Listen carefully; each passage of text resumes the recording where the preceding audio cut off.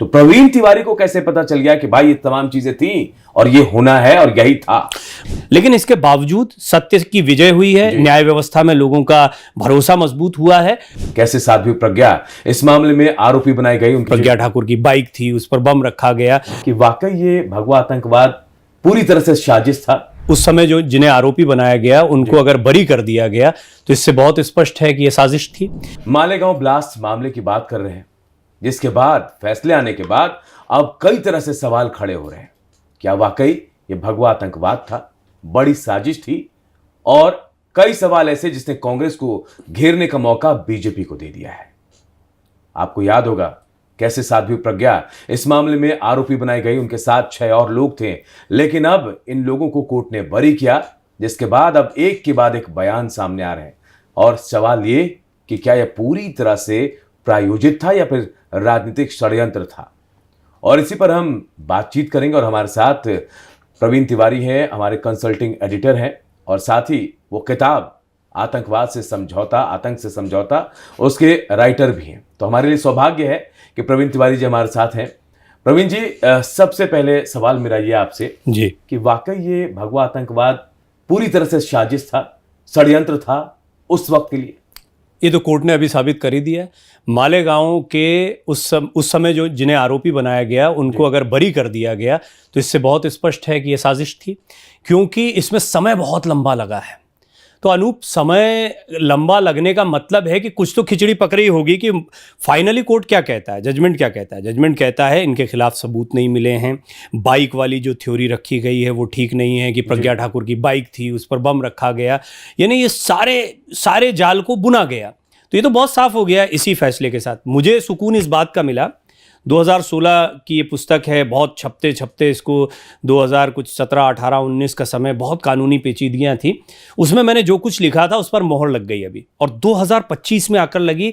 इसका थोड़ा सा इससे मन आहत होता है, लेकिन इसके बावजूद सत्य की विजय हुई है, न्याय व्यवस्था में लोगों का भरोसा मजबूत हुआ है। और ये बात जो आपने पहला प्रश्न किया कि ये एक बड़ी गहरी साजिश थी, इसको बहुत स्पष्टता के साथ में इस फैसले ने रख दिया है। और जैसा कि साध्वी प्रज्ञा ने अभी अपनी प्रतिक्रिया में कहा भी है कि ये सत्य की जीत है। मैं मानता हूं कि जिस तरह की प्रताड़ना हुई, उमा भारती जी भी भारत एक्सप्रेस से एक्सक्लूसिव बातचीत में उन्होंने ये बात कही कि ये लोग हिमालय के अडिग योगी हैं। अगर ये सामान्य इंसान के साथ हुआ होता ये प्रताड़ना तो वो जीवित ही नहीं होता, अपना मानसिक संतुलन खो चुका होता।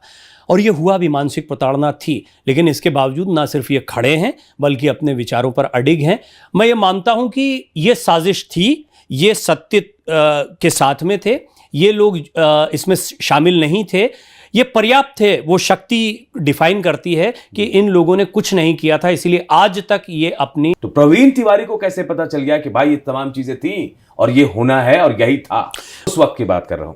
ये आगे जाके चरितार्थ हो जाएगी, जैसे अभी हो गई कि भाई आपने जो लिखा उस पर मुहर लग गई, सच्चाई यही थी। तो प्रवीण तिवारी को कैसे पता चल गया कि भाई ये तमाम चीजें थी और ये होना है और यही था? बहुत अच्छा सवाल है आपका। हालांकि ये कोई प्रेडिक्शन नहीं है, इसमें अगर आप और ये मैं तो था नहीं अकेला कहने वाला, उसमें RVS मणि साहब हैं, बड़े अच्छे लेखक हैं, उन्होंने भी किताब लिखी। मेरे बड़े भाई मित्र तो क्या ही कहूँ, वो भी मुझसे मिले, उन्होंने मेरी पुस्तक को पढ़ा, मैंने उनकी पुस्तक को देखा, और हमने ये पाया कि एक पत्रकार के, वो एक अधिकारी थे गृह मंत्रालय में उस समय पर, और उन्होंने उस समय की जो कमियां खामियां देखी उसको लिखा। कई और लोगों ने अपनी आवाज़ को बुलंद किया। लेकिन देखिए, जब सिस्टम ही किसी के पीछे लग जाए, आज मैंने ये कई जगह और पॉडकास्ट में और इंटरव्यूज़ में ये बात कही है, आज सरकारी एजेंसियों के बेजा इस्तेमाल, कथित बेजा इस्तेमाल की बात कही जाती है। क्या हुआ था उस दौर में? ATS ने एक थ्योरी रखी। मालेगांव में पहले ATS की चार्जशीट आती है, उसमें 9 मुस्लिम युवकों के नाम हैं, सिमी के थे, सिमी के आतंकी हैं। फिर मैंने एक एक्सक्लूसिव इंटरव्यू उस समय किया था जो बहुत इसलिए चर्चित हुआ क्योंकि BM मोहन साहब FSL कर्नाटका के जो डायरेक्टर थे उस समय के तत्कालीन, और जिन्होंने सफदर नागोरी और सिमी के आतंकियों का नार्को पॉलीग्राफिक और लाई डिटेक्टर, ये तीनों टेस्ट किए तो संदेह की गुंजाइश नहीं रहती। ये कहा जाता है साइंटिफिक तरीके से कि इन तीनों टेस्ट में रिजल्ट एक जैसे आ रहे हैं, इसका मतलब ये सत्यापित करता है। वो काफी चर्चित, लेकिन बीएम मोहन साहब बहुत ज्यादा सामने नहीं आए। मेरा सौभाग्य था कि उन्होंने मेरे साथ इंटरव्यू किया, वो अभी भी इंटरनेट पर मौजूद होगा। एक चैनल के लिए मैं उस समय काम करता था, बड़ा प्रतिष्ठित चैनल है देश का, और उस पर वो चला भी। बीएम मोहन साहब ने कहा सिमी के इन आतंकियों ने मेरे साथ इन बातों को स्वीकार किया कि मालेगांव में हमारी मॉडस ऑपरेंडी क्या थी। उन्होंने ये बताया कि हमने कहां से बैग खरीदे थे, क्या किया था। वो एटीएस ने उसके आधार पर एक चार्जशीट बनाई, लोगों की गिरफ्तारियां की।